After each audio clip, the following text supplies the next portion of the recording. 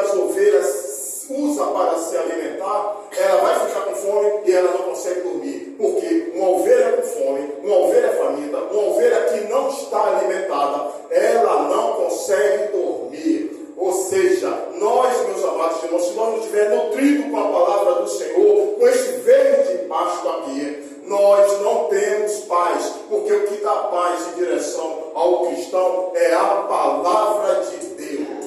Aleluia! Glória a Deus! Davi vai dizer aqui também, ainda no versículo 2, na segunda parte do versículo 2: guia-me mansamente a águas tranquilas. O profeta Amós, no capítulo 8, versículo 11, versículo 2, o profeta Amós vai dizer que Deus falou que vai chegar um período em que nós vamos sentir fome e sede, mas não de pão e nem de água, mas da palavra do Senhor. Então, meus amados e queridos irmãos, e no versículo 2 ele diz que vamos procurar e não vamos achar. Hoje, meus amados irmãos, já está sendo fabricado Bíblias em muitos países que já tem textos alterados.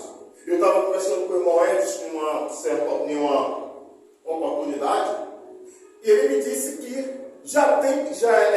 vai chegar o tempo, e eu concordo, que vamos procurar a Bíblia, esta palavra, e ela vai estar completamente adulterada. Nós vamos para a internet, não vamos mais achar a palavra do Senhor na internet, porque vai subir. Então nós temos que estocar a palavra do Senhor como nós estocamos pão e água, alimento e bebida para a nossa alma, porque Bíblias como essa que nós temos vai virar relíquias. Guia-me mansamente por águas tranquilas. Meus amados irmãos, a ovelha, quando o pastor conduz ela, se não for um córrego, um riacho, uma água bem suave, a ovelha não bebe água. A ovelha não consegue se alimentar se a água estiver corrente, com correnteza muito forte, muito agitada, ela não consegue se alimentar. Assim somos nós na casa do Senhor. Se a casa do Senhor não estiver numa boa direção, não estiver com tranquilidade, não estiver como uma água tranquila, a gente não consegue se alimentar com a palavra do Senhor, porque o Deus que nós servimos não é um Deus de confusão, Ele é um Deus de ordenância. Onde há dúvida, onde há confusão, o Senhor dos Exércitos não está presente. Aleluia! E precisamos ter consciência disso, meus amados e queridos irmãos. Aqui no versículo 3, a palavra do Senhor vai dizer: refrigera minha alma, guia-me pelas veredas da justiça, por amor do seu nome. Refrigera minha alma. Só um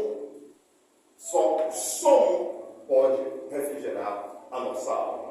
E Ele mesmo fala. Eu peço permissão aos irmãos para vir aqui rapidamente em Mateus capítulo 11. Mateus capítulo 11. Eu vou ler 3 versículos para que os irmãos entendam que refrigério de alma é esse que Davi está falando. Mateus capítulo 11, versículo 28, 29 e o 30. Jesus vai dizer, capítulo 11, versículo 28. Vinde a mim, todos os que estão cansados e oprimidos, e eu vos aliviarei.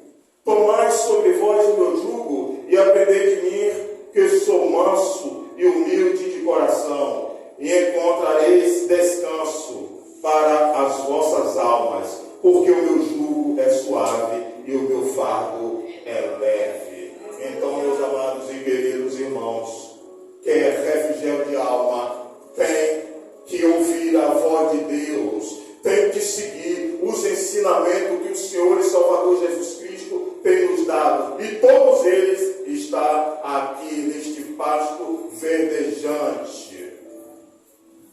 Versículo 4 vai me dizer: ainda que eu andasse pelo vale de sombra da morte, não temeria mal algum, porque tu estás comigo, a tua vara e o teu cajado me consola. Vale de sombra da morte. O que é um vale de sombra da morte? Cada um de nós, meus amados e queridos irmãos, quando saímos de casa, que viemos para aqui, nós atravessamos um vale de sombra da morte.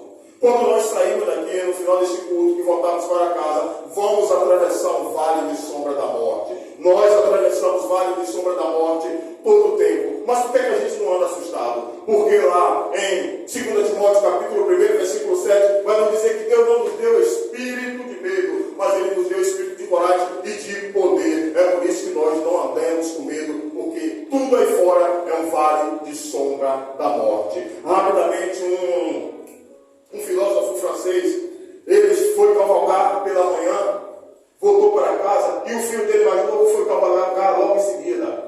O filho, quando chegou, disse: meu pai, o cavalo da pessoa caiu, louco Senhor de mim. E eu não tive nada. Isso foi um milagre de Deus. E o pai dele disse: meu filho, eu cavalguei antes de você.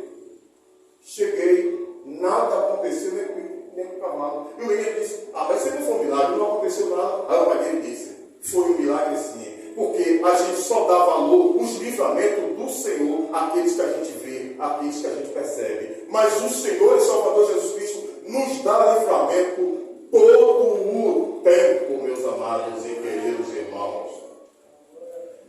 Aqui ainda no final do versículo 4, Davi vai dizer: e a tua vara e teu cajado me consola.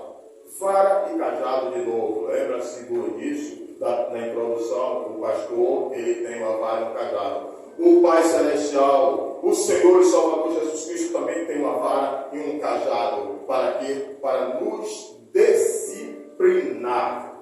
Lá em